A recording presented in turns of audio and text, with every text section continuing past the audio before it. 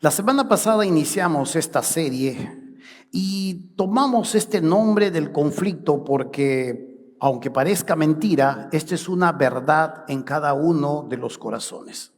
Para algunos probablemente esto es un asunto completamente solucionado, pero hay múltiples razones por las que cuando justamente se habla de este tema, que se hace a veces delicado en las iglesias, hay personas que en su interior se inicia un conflicto interno. Disculpe la redundancia.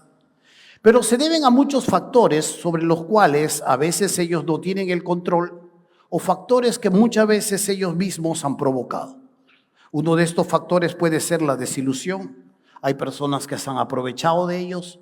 Hay personas, como hemos visto en algún momento, sectas que han tomado promesas, han malversado fondos y de alguna manera el Hijo de Dios, que con buenas intenciones, con las mejores intenciones de su propio corazón, se ha visto de alguna manera afectado en todo ello. Hay otras razones, como por ejemplo el hartazgo. Se escucha tanto por aquí, se escucha tanto por allá, que cuando uno vuelve a escuchar acerca de este tema, ya no quiere saber nada en cuanto a ello. Hay un conflicto en el corazón de la persona que no tiene a Jesús como su Dios, sino a Mamón sentado en el trono donde debería estar Jesús. Y esto tiene que ver porque se va a desatar un enorme conflicto, ya que ese Dios no es su Dios, sino que hay alguien que lo reemplaza. Y la codicia muchas veces ha levantado en el corazón de esta persona múltiples razones y argumentaciones para no poder atender a lo que Dios le enseña y a lo que Dios le muestra. A veces hay personas que están pero tan endeudadas que no les alcanza ni siquiera para llegar a fin de mes, y vamos a estar hablando de poder separar algo para el Señor. Cuando esto sucede muchas veces, la persona se frustra, la persona se enoja o de alguna manera esto empieza a terminar causando zozobra en sus corazones. Hay otra de las razones que tiene que ver con la indisciplina. Hay personas que viven no de acuerdo a lo que ganan, sino de acuerdo a lo que quieren ganar. Y en esta indisciplina toman, agarran, hacen un sinnúmero de cosas que los lleva a un desorden financiero y trae las consecuencias que usted puede ver en sus propias vidas. ¿Sabe? Hay muchos conflictos que se van a desatar justamente por este gran problema. Y es por eso que nosotros abordamos este tema como parte de las columnas que tenemos dentro de la iglesia, para poder de alguna manera no solamente enseñar acerca de lo que Dios nos habla en cuanto a las finanzas, sino también para que usted pueda beneficiarse, no solo sabiendo, sino intentando o probando cuánto de verdad trae todo esto. No le vamos a decir que usted tiene que pactar con Dios, no le vamos a decir que si usted se vuelve generoso, Dios lo va a hacer el nuevo millonario de Puente Piedra, que va a poseer terrenos, edificios. Esas son tonterías. Eso lo hablan personas que no necesariamente se rigen por lo que las Escrituras dicen. Vamos a intentar cubrir. La semana pasada ya empezamos, hemos iniciado esta serie desde la eternidad y ahora vamos a ir a otra parte de la eternidad. Pero vamos a intentar cubrir, de acuerdo a lo que la Biblia nos enseña, la razón por la que nosotros estamos inmiscuidos en todo esto. Y la razón por la que nosotros somos las personas que financiamos lo que Dios está haciendo en nosotros. Dios financia nuestras vidas de múltiples maneras y nosotros repercutimos con esta misma verdad.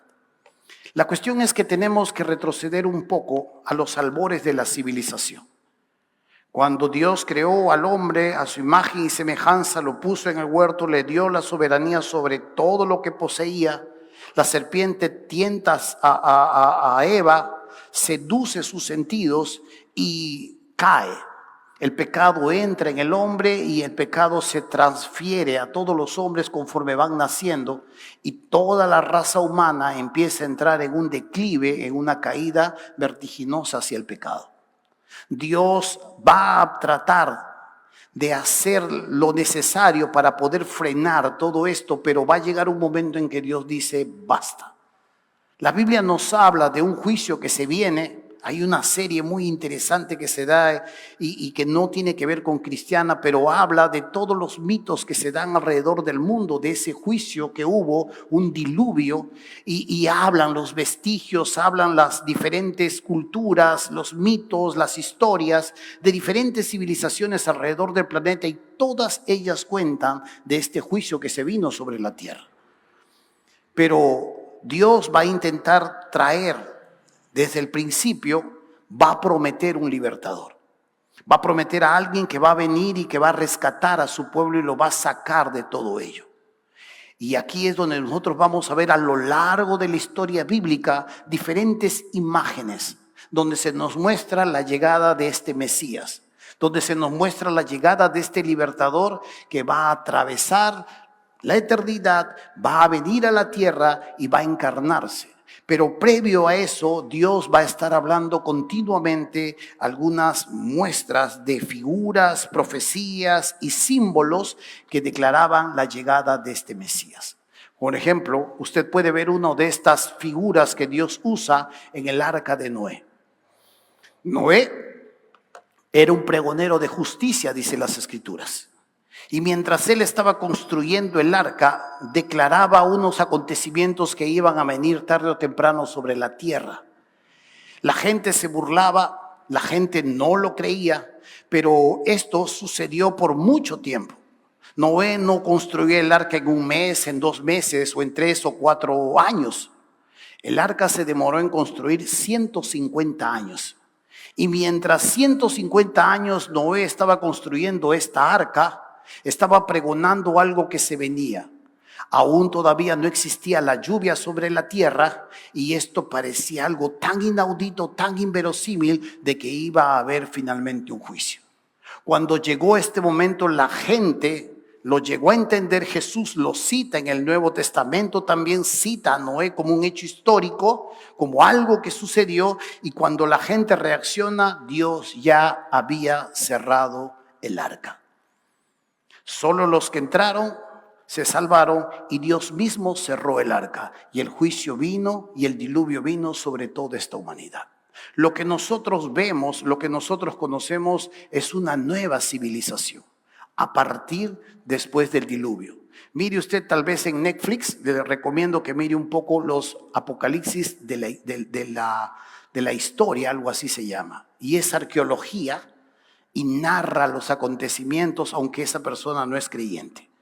Y narran estos acontecimientos que está regado por toda la humanidad, por toda la tierra. Dios va a seguir usando las figuras y Dios nos va a mostrar una de las verdades en cuanto a la donación de su amor para con su Hijo. Va a usar a Abraham, nos muestra una figura cuando Dios promete a Abraham un hijo. Abraham se demora en ver cómo su hijo llega a nacer.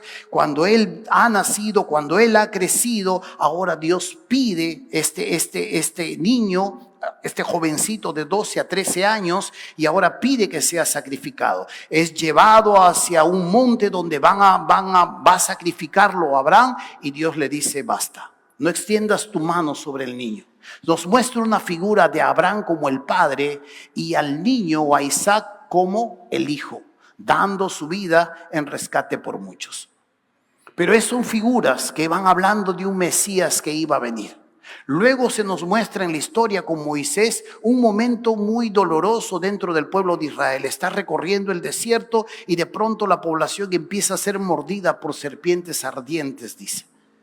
Y Dios le da las instrucciones a Moisés de que funda una serpiente de bronce y la cuelgue sobre un mástil para que todos aquellos que hayan sido mordidos miren hacia la serpiente y puedan ser sanados. Esta es una figura también de Cristo, pero representado aquí como una serpiente. Esto es ya alguien que está bajo maldición, como la serpiente antigua.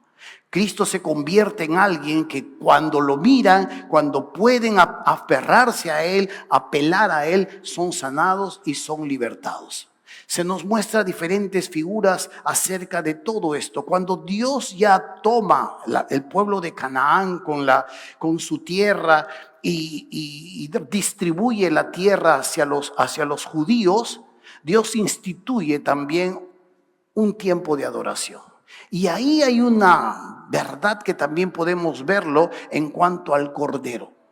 Un cordero que tenía que ser sacrificado. El cordero no tenía que tener magulladuras en sus testículos. El cordero no tenía que ser ni cojo ni chueco. El cordero tenía que ser limpio, perfecto. El cordero tenía que ser un corderito nacido recién y completamente entero, sin ningún tipo ni defecto. Y esto prefiguraba a este corderito que se le ofrecía en sacrificio, se le degollaba, su sangre era vertida y el sacerdote ofrecía a este cordero y lo vertía sobre el altar para la limpieza del pecado del pueblo. Cuando nosotros miramos esta historia en cómo Cristo va apareciendo a lo largo de la historia, Dios va prometiendo todo ello. Y Dios instituye en ese momento entre los judíos este acto de adoración. La familia tenía que venir y ofrecer sus diezmos al sacerdote, ofrecer sus sacrificios, y la familia podía recibir la limpieza de sus pecados aunque no existía transformación. Pero llega un momento ya en la eternidad donde la trina deidad decide el tiempo de Gálatas capítulo 4, versículo 4, mandar a su Hijo. Llega un momento en que uno de ellos va a venir a la tierra y va a alojarse en un cuerpo humano. Hay una profecía acá muy interesante que tiene que ver con el Salmo 40 y dice así, esto está en Hebreos capítulo 10, dice así: porque la sangre de los toros y de los machos cabríos no puede quitar los pecados. Por lo cual, entrando en el mundo, dice, sacrificio y ofrenda no quisiste, mas me preparaste cuerpo. Holocaustos y expiaciones por el pecado no te agradaron. Entonces dije, he aquí que vengo, oh Dios, para hacer tu voluntad. Como en el rollo del libro está escrito de mí. La voz que nosotros podemos escuchar retumbar en esta profecía no es la del Padre, es la del Hijo, que va a venir ante la preparatoria de un cuerpo en el vientre de María. Dios prepara un cuerpo para que sea habitado ahora por la segunda persona de la Trinidad, Dios el Hijo. Y Dios el Hijo dice, entrando en el mundo, está listo a allanarse a todos los planes que su Padre tiene para con él. Va a tomar cuerpo humano, va a crecer como cualquier niño y en el momento debido va a salir a hacer el ministerio y va a cumplir con la voluntad de su Padre en lo que nosotros conocemos claramente como el Cordero de Dios que quita el pecado del mundo. Esta es la consumación finalmente de todas estas figuras que uno ve a lo largo de las Escrituras.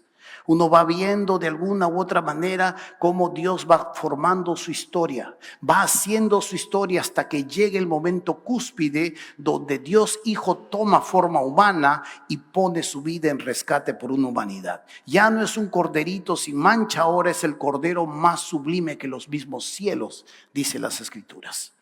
Y Él derrama su sangre para el perdón de los pecados de una humanidad. Todo el que mirare, todo el que acudiere a Él va a ser salvo y va a recibir la vida eterna. Esto es lo que Dios tiene pensado a lo largo de la historia. La semana pasada empezamos del otro lado de la historia, donde Cristo el Hijo, Dios el Hijo, entrega el reino a su Padre. Ha derrotado a sus enemigos, ha puesto a sus enemigos por estrado de sus pies, ha enviado a los discípulos, vayan por todo el mundo porque a mí se me ha conferido toda la autoridad. Y una vez que ha derrotado a todos los enemigos de Dios, ha entregado el reino, se ha sentado al lado de su Padre y ahora Dios es todo en todos. Armonía en el universo, Dios reina una vez más y nosotros juntamente con Él pasamos hacia la eternidad. Las Escrituras después de eso callan. Pero ahora estamos en el otro lado donde Dios ha instituido la manera en cómo le van a adorar y la forma en cómo se va a financiar su proyecto. Dios ha instituido la forma en cómo va a ser sostenido su proyecto a lo largo de los siglos. Y la manera en cómo esto se va a echar a andar. Dios va a levantar a lo largo de la historia diferentes hombres para que esto pueda echarse a caminar. Es por eso que cuando nosotros hoy vamos a mirar acerca de lo que es el diezmo, nos vamos a dar cuenta que esa es la manera en cómo Dios trabajó en el pueblo judío. La próxima semana vamos a entrar a la parte de la iglesia y hoy vamos a terminar esta parte que pertenece al antiguo pacto. Un pacto que mira hacia adelante esperando la llegada del Mesías. Y la próxima semana entraremos al nuevo pacto en la sangre del Cordero que mira hacia atrás lo que Él ha hecho ahí en la cruz. Pero se nos muestra claramente esta realidad a lo largo de las Escrituras. A veces uno lee y escucha a lo largo de las Escrituras muchas cosas en cuanto al diezmo y es cierto, esto ha sido manoseado enormemente. Hay personas que de alguna manera escriben frustradas, hay personas que difaman, hay personas enemigas de la iglesia, personas enemigas del evangelio y hay personas que por ignorancia opinan y no saben exactamente qué es esto. Pero todo esto obedece dentro de un plan mucho más grande de lo que nosotros podemos entender. Solamente nosotros tenemos una parte donde Dios promete no solo bendecir a aquellos que apoyamos todo esto, sino a su vez también una cuenta celestial donde ladrones no minan ni hurtan y donde la polilla y el orín no corrompen. Se nos muestra una doble bifurcación en cuanto a esta realidad. Pero vamos a Deuteronomio capítulo 14 y analicemos un poco esta verdad. En Deuteronomio capítulo 14, versículo 22 dice así.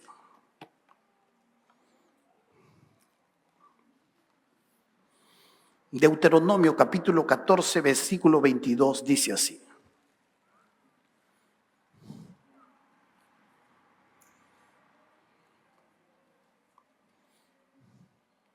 Aquí vamos a rescatar unos 5 características de lo que Dios instituye como el diezmo. Recuerde, esto era una ordenanza para el pueblo judío y esto era la forma en cómo Dios iba a financiar toda su logística de adoración a los sacerdotes, a los levitas y cómo ellos iban a repercutir en la vida espiritual del pueblo. Dios nos enseña acá, voy a ir parando, voy a ir describiendo y vamos a ir desarrollando este texto. Versículo 22 dice, indefectiblemente diezmarás todo el producto del grano que rindiere tu campo cada año. Primera característica era obligatorio. Indefectiblemente diezmarás. Segunda característica dentro de esto que nosotros vemos es que no se trataba de dinero. Se trataba de cosechas, se trataba de grano, se trataba de ovejas, se trataba de lo que la tierra les producía. No se trataba de dinero. Dice luego el versículo 23, y comerás delante de Jehová tu Dios en el lugar que Él escogiere, para poner allí su nombre, el diezmo de tu grano, de tu vino y de tu aceite, y las primicias de tus manadas y de tus ganados, para que aprendas a temer a Jehová tu Dios todos los días. Hay 2 principios más o 2 características más que podemos ver. Uno, hay un lugar donde se tiene que llevar el diezmo. Dios escogía diferentes lugares a lo largo de la nación donde estaban los levitas y donde estaban los sacerdotes que ejercían la enseñanza. Ellos tenían que escoger el lugar para llevarlo allí, juntando, sea vino, sea aceite, sea grano, sea manada, sea oveja, tenían que llevarlo al lugar donde Dios había escogido. Esta era la realidad en la que los levitas podían ahí recibir sus alimentos, porque recuerden lo que hablamos la semana pasada. Todos recibieron su terreno, todos recibieron su parcela, los únicos que no recibieron en esta repartición de la tierra fueron los levitas y los sacerdotes. Los levitas eran la parte logística de toda la adoración. La leña, el aceite, las ovejas, el armado, la guardianía de la carpa, cuando se hizo el templo, la guardianía del templo, todo lo que tenía que ver con la parte administrativa, la parte logística. Y los sacerdotes tenían que ver con el sacrificio y la instrucción al pueblo. El guiarlos hacia la comunión con el Señor, el guiarlos hacia la oración, el guiarlos hacia la ética, la moral, guardar al pueblo. Y ellos recibían solamente de lo que la gente era beneficiada en lo que Dios los visitaba. El levita que recibía todos los diezmos juntamente, porque eran miles, no era uno o dos, eran miles, recibían los diezmos, ellos también tenían que diezmar y dárselo al sacerdote. Y es interesante poder analizar acá cómo Dios escogía el lugar. A veces estamos pensando que deberíamos mandarlo por acá o por allá o hacerlo llegar a otro lugar, movidos tal vez por una buena motivación, movidos tal vez por una necesidad, pero Dios nos enseña que debe ser en el lugar donde Él escoja. Y en el lugar donde Él escoja, si podemos aplicar, es tu iglesia local. Han llegado amigos, muy amigos, donde me han dicho, Dios ha bendecido enormemente un negocio y quisiera, por favor, bendecir a la iglesia. Le he dicho, anda a tu iglesia, anda a tu iglesia. Lleva tu bendición a tu iglesia, porque no puedo jurar, pero te aseguro que en ese momento esa iglesia debe estar necesitando esto. Tú no lo sabes, pero es la provisión que Dios trae para ese lugar. Anda a tu iglesia. El otro día, viendo un poco cómo un pastor muy conocido en las redes sociales reprendía a su iglesia porque estaban empezando a diezmar en diferentes organizaciones y en diferentes lugares y estaban descuidando su propia iglesia. Y esta es una de las realidades que se nos muestra aquí en el Antiguo Testamento, que Dios elige el lugar donde uno tiene que llevar allí sus ofrendas y sus diezmos. La tercera característica tiene que ver con lo práctico. Dice el versículo 24, y si el camino fuere tan largo que no puedes llevarlo por estar lejos de ti el lugar que Jehová tu Dios hubiera escogido para poner en él su nombre, cuando Jehová tu Dios te bendijere, entonces lo venderás y guardarás el dinero en tu mano y vendrás al lugar que Jehová tu Dios escogiere. A veces unas personas podían vivir en otro extremo, en otro lugar, en otra región del pueblo, y llegar hacia ese lugar podían morirse las ovejas, podían morirse los bueyes, o podían echarse a perder el vino, el aceite o el grano.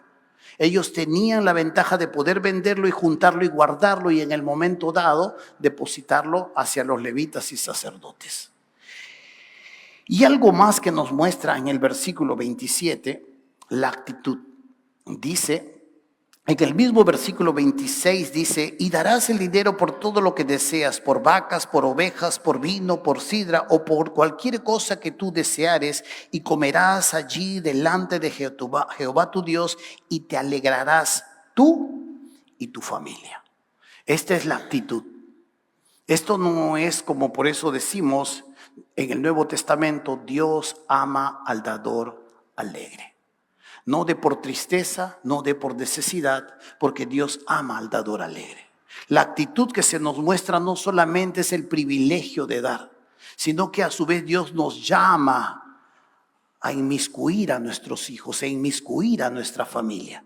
Y es aquí donde desde muy pequeños aseguramos no solo su adoración con Dios, sino a su vez también una comunión constante donde a ellos mismos les pueda ir bien. Porque Dios promete visitarlos. Y es aquí donde los formamos. Si nosotros nos quejamos y si nosotros constantemente hacemos escuchar, ay, que no alcanza, que no tengo, que esto y que lo otro, blasfemamos a Dios, dejamos mal su presencia. Y si nuestra mala administración no nos deja compartir esto con el Señor, compartir esto con su proyecto, de alguna manera Dios tiene la culpa. Y no necesariamente mi indisciplina, no necesariamente algo que me haya pasado. Dios tiene la culpa y tus hijos aprenden a culpar a Dios o alejarse de Dios y desconfiar de Dios. Siempre dales una moneda para que en su salón y donde ellos vayan puedan dar sus ofrendas. Y su mano, que es así, que todo es mío, pueda volverse y ser generoso, aunque no lo entiendan. Y aunque no lo comprendan, son entrenados para aprender a financiar el proyecto del Señor a lo largo de los años. A lo largo de los años.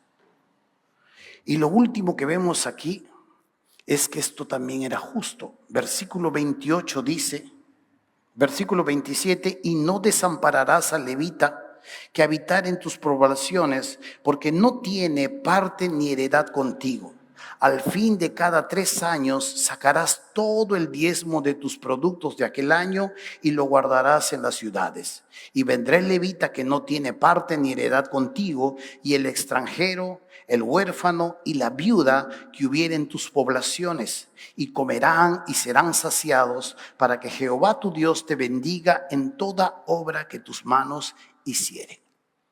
Aquí se nos muestra la justicia de Dios en cuanto a lo equitativo que se manejaba. Cada 3 años los judíos tenían que volver a traer otro diezmo extra para poder atender a personas que estaban desamparadas, o a personas que estaban atravesando momentos difíciles, o a personas que de alguna manera no tenían las ventajas que podía tener un poblador dentro de su propia ciudad, con su propia casa y con sus propias parcelas. Y esta era la manera de poder atender no solo a las castas sacerdotal, sino también a las personas que rodeaban y que estaban rodeadas tal vez de muchas desventajas. Aquí como iglesia siempre estamos atendiendo diferentes situaciones. No lo estamos publicando, no lo estamos diciendo, pero hay viudas a las que le pagamos su agua, le pagamos su luz, le pagamos sus arbitrios y le damos mensualmente un dinero para que esta persona pueda. Muy aparte que a veces el Estado también puede estar atendiendo. No decimos que estamos atendiendo a tantas viudas porque si no ahorita usted va a matar a su esposo y se va a poner a la cola. No vale. Entonces, la idea de todo esto es que todo esto es justo. El diezmo y las ofrendas, a veces como se difama a la iglesia del Señor, y algunos tienen toda la razón de decirlo, no es para una sola persona. Luz, limpieza, un local que no es embargado, paga sus arbitrios. Usted puede entrar al baño, va a encontrar papel, va a encontrar agua, va a encontrar corriente. Usted puede caminar por los pasillos, sus hijos van a salir con útiles, con pintura, con papeles. Se atiende un sinnúmero de situaciones. No solo se atiende a personas que están laborando a tiempo completo, sino también un sinnúmero de necesidades que están dentro de la iglesia. ¿Dios puede atender sobrenaturalmente su obra? Sí. Cuando sacó al pueblo de Israel, el calzado de ellos no se gastó por 40 años. Su ropa tampoco, comían carne, codorniz, tomaban agua en el desierto. Había sombra para poder caminar. Había seguridad, columna de fuego. Pero cuando Dios ya les proveyó su tierra, oiga, es tiempo de compartir. Es tiempo de aprender a ser generosos como este Dios es generoso. Porque si tienes una mentalidad de pobreza, pobreza va a haber en tu vida. Porque si tu mentalidad es de egoísmo y el dinero es tu Dios, te vas a perder todo lo que Dios tiene para ti. Y una y otra vez estarás echando en saco roto y no podrás salir del hoyo. Pero Dios puede hacerlo sobrenaturalmente. Sin embargo, nos da la bendición de poder participar en sus negocios. No solamente para poder nosotros atender las necesidades inmediatas, sino a su vez también Dios bendice estas necesidades que nosotros tenemos y a su vez también cuenta como tesoros celestiales a nuestra cuenta. ¿El diezmo era algo característico de los judíos, como dicen algunos detractores? ¿Esto solamente era para la ley? Yo creo que no.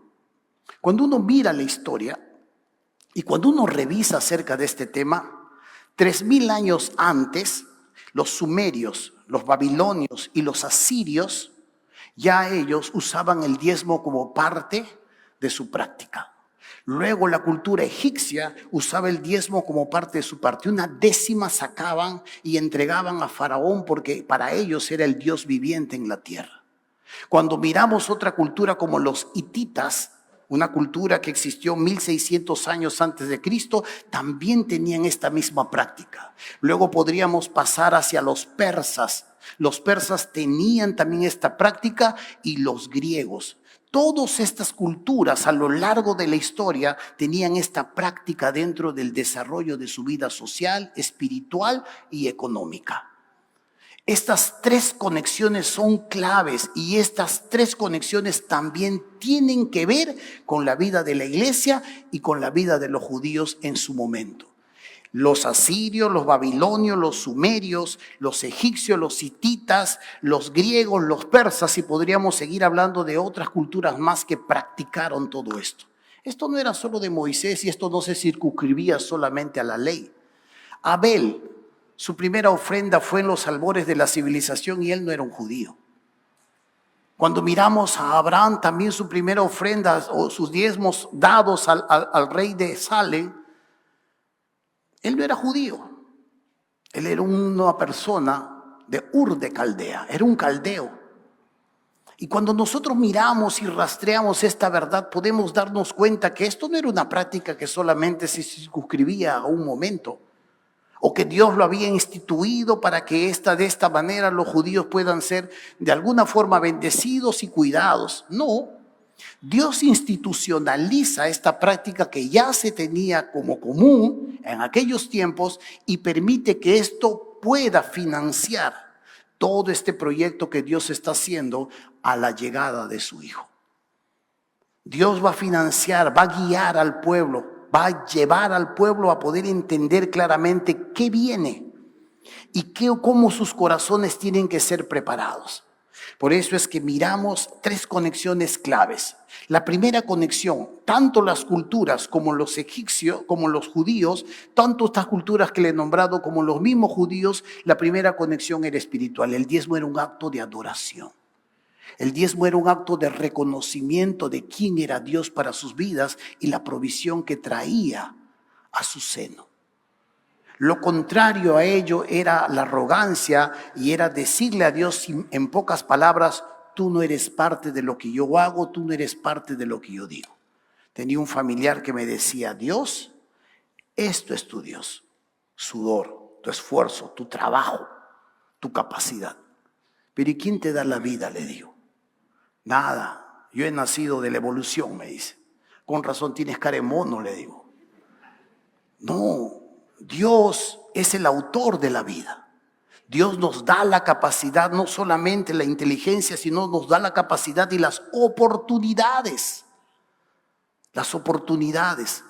Y la primera conexión que tenían sumerios, babilonios, asirios, egipcios, era con ese Dios. Aunque ellos eran dioses falsos, les reconocían que por ellos, estamos hablando que eran politeístas, que por ellos recibían todas las bendiciones en su chacra, en sus parcelas y las lluvias y las cosechas. Los judíos haciendo esto tenían esta conexión también con Dios. Le reconocían a Dios que por Él recibían todo lo que tenían. ¿Qué tienes que no hayas recibido?, le dice Pablo a la iglesia de Corintio. Y si lo que tienes, ¿por qué te jactas como si no te lo hubiesen dado? Todo es de Él, todo es por Él y todo es para Él. Somos bendecidos cuando Dios visita nuestras vidas. La segunda conexión era lo social. Cuando hablamos de esta conexión era la redistribución de los recursos que se daban. Es por eso que se atendían a viudas, por eso que se atendían a huérfanos, por eso que se atendían a los levitas, se atendían a los sacerdotes, se atendían a las personas que estaban en carencia económica. Y lo tercero tiene que ver con lo económico. Cuando Dios permitía que el sustento se diese para el sacerdocio, una de las cosas que sucedían era que el sacerdocio iba a guiar al pueblo de Dios por el camino correcto de lo que Dios dice. La palabra de Dios guiaba sus vidas y ellos podían estar tranquilos, ministrando al pueblo, intercediendo al pueblo ante Dios, instruyéndolos y entrenándolos para poder no solamente tener una buena vida, sino para vivir a la luz de Dios de manera agradable. Cuando esto no sucedía, porque era muy común en el pueblo de Israel, empezaba un declive espiritual. Este declive espiritual se daba así descendentemente y a veces aceleraba. Hay una historia muy triste de un levita que el pueblo deja de dar. El pueblo empieza a darle a Dios su carnerito tuerto, cojo, magullado, y se lo llevan al altar, lo que le sobra. Le daban su propina al Señor, le daban su propina. Y lo que les sobraba les daba, y Dios los reprende, le dice: a ver, dáselo a tu jefe, a ver, dáselo a tu príncipe, de esa manera si lo va a aceptar de tu mano. Y el pueblo fue alejándose cada vez más y volviéndose cada vez más egoísta y desconectado de Dios, porque reconocía que no era Él, sino ellos los que proveían. Y lo que empezó a suceder es que los sacerdotes y los levitas empezaron a disiparse. Y hay una historia triste de uno de los más altos declives del pueblo de Israel. Sale un levita a buscar chamba y va con su mujer. Y llega a un poblado donde a su mujer la agarra todo el pueblo y la violan toda la noche. Él se resguardece en una vivienda y ella al amanecer toca la puerta, se desmaya y muere. Los hombres de ese pueblo han hecho con ella lo que han querido. Y la pregunta que empieza a darse es: ¿qué hacía un levita tan lejos del lugar donde servía? Estaba buscando trabajo. Estaba buscando un lugar donde poder proveer para casa. Y fue una de las cuestiones que sacudió al pueblo de Israel y estalló toda una guerra social. Pero se nota claramente cómo el pueblo empieza a caer cada vez más y más. Hay libros donde el profeta le dice: es tiempo para ustedes de tener sus casas artesonadas con todo lo suplido, mientras este templo está que se cae a pedazos, le dice. Las prioridades cambian. Pero ahí empieza, en ese declive, un proceso en el cual Dios va a terminar entregándolos a Babilonia. Ese es el exilio que nosotros conocemos. Ya no están diferenciando entre lo bueno y lo malo, ya están llamando a lo bueno malo y a lo malo le están llamando bueno. Los valores se trastocan, la injusticia, la usura, el abuso empieza a trastocarse. No hay quien les instruya, no hay quien ore por ellos, no hay quien los entrene. El pueblo sacerdocio se ha disipado y ellos han quedado simple y llanamente a su suerte. Dele un poco de lugar a su carne y se va a dar cuenta dónde va a terminar, ni siquiera donde usted se ha imaginado estar. Y esto empieza a suceder y Dios empieza a advertir al pueblo, que se viene un juicio, que se viene un juicio, que se viene un juicio, hasta que finalmente Dios envía a este azote llamado Babilonia. Ahí no solo lo pierden todo, se encierran en sus ciudades y se empiezan a comer a sus propios hijos, porque el pueblo babilonio los cierra, no les deja pasar ni agua, no les deja pasar ni alimento, y ellos encerrados en sus ciudades, ya no sirve su dinero para nada, pero sus hijos sí sirven para empezar a tener alimento. Caen en la más baja desgracia. Esta es la tercera conexión.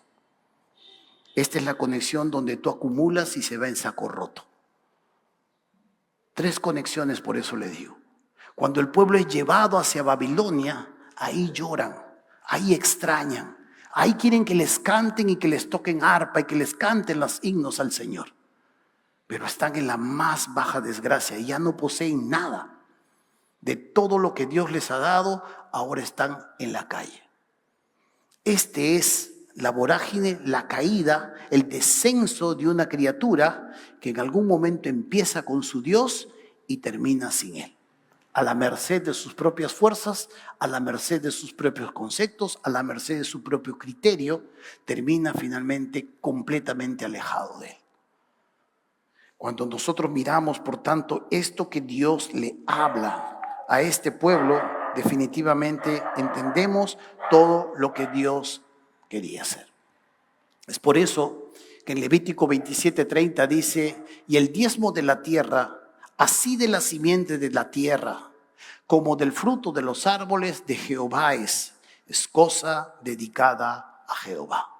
He aquí, dice, levita y el sacerdote, yo he dado a los hijos de Leví los diezmos en Israel por heredad, por su ministerio, por cuanto ellos sirven en el ministerio del tabernáculo de reunión.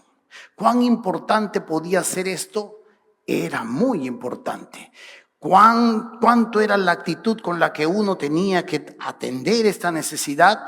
Era una gran prioridad poder atenderlo. No te demores, le dice Dios, en presentarme las ofrendas de tus graneros y de tus lagares.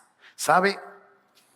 Esta era la forma en cómo Dios atendía su adoración, bendecía a su pueblo, expandía su nombre y preparaba la llegada de su Mesías, el diezmo. Pero estamos en un nuevo pacto, estamos en un nuevo tiempo. Es el tiempo del nuevo pacto en la sangre de ese Mesías. ¿Cuál es el lugar ahora que ocupa el diezmo en la iglesia? La iglesia debería diezmar. La iglesia debería separar el 10%, las primicias de lo que gana, de lo que tiene, para poder separarlo al Señor. Esta era la forma en cómo los judíos podían atenderlo. Y muchos de ellos eran bendecidos y muchos de ellos crecían y muchos de ellos daban. Cuando uno mira la historia de cómo los judíos le dan al Señor, tal vez se les conoce por muy duros o por muy tacañetes, ¿no? Se les dice a veces así. Pero son uno de los mejores administradores que existen y son dueños de casi todas las mayores empresas en este planeta. Todo. Si no hablarte del cine, si no hablarte de las industrias, de la tecnología, de casi todo. Fueron puestos por cabeza y no por cola. Es más, el hermano Fritz tiene su estrella ahí de los judíos, aunque él no es judío. Pero sabe, una de las cosas que nosotros necesitamos recordar y entender claramente es que ellos no separaban 10%, ellos separaban mucho más. Dios era una prioridad, pero cuando constantemente entraban en una vorágine de egoísmo, en una vorágine de ver su necesidad, en una desconfianza hacia su Dios, en una vorágine de vivir con lo justo o de vivir con lo que veo, con lo que palpo, era el momento también en que declinaba no solamente su economía, su conexión espiritual y su conexión social, porque están entrelazadas las tres. Así que aprendamos de todo esto. Yo como joven puedo aprender a dar de mi cachuelo, de mis propinas. Yo como padre puedo instruir a mis hijos, puedo ejercitar a mis niños, aprender a darles, a separarles en algún segmento, o a cajitas o pomitos, o empezar tal vez como una persona nueva en los caminos del Señor, aprender a pensar, a ser generoso, a apoyar lo que Dios nos muestra, nos da. O tal vez te has ido descuidando a lo largo de los años y tienes que retomar esta práctica. O tú, que para ti no es un problema, para ti no es un conflicto, para ti es algo que normalmente tú lo ves, lo constatas con el Señor. Sigue, hermano. Que Dios te bendiga y te siga prosperando. Pero necesitamos entender esto. Hay que sacarnos algunos mitos de la cabeza. Hay que sacarnos pensamientos erróneos acerca de este tema. Y mirar lo que Dios verdaderamente ha hecho, está haciendo y va a hacer. Dios aún todavía no ha terminado su trabajo. Dios ahora no está usando a los judíos. Dios está usando ahora a la iglesia. Y tiene la manera clara también de cómo esto se financia. Dios por eso nos invita a unirnos a Él. No solo para recibir perdón de nuestros pecados, no solo para recibir la vida eterna, sino también para expandir su reino, para anunciar su nombre, para disfrutar a ese Dios y hacer que otros conozcan y lo disfruten. Pero es parte también de una responsabilidad de cada uno de nosotros. El próximo domingo vamos a entrar ahora al segmento de la iglesia y ahí vamos a comparar si la iglesia aún tiene que seguir dando los diezmos o ya no, y tiene que dar probablemente lo que se le ocurra o lo que quiere o lo que presuma o se le antoje. Pero por ahora necesitamos entender que Dios sí puede sostener milagrosamente su proyecto. Pero tú y yo hemos sido llamados y tenemos el privilegio no solamente de atender esos negocios, sino también de ver cómo repercuten nuestras vidas, en nuestras propias vidas, cuando nosotros nos hacemos parte de ello. Hasta ahí nomás vamos a quedar. La próxima semana vamos a continuar con la enseñanza, pero por ahora vamos a orar.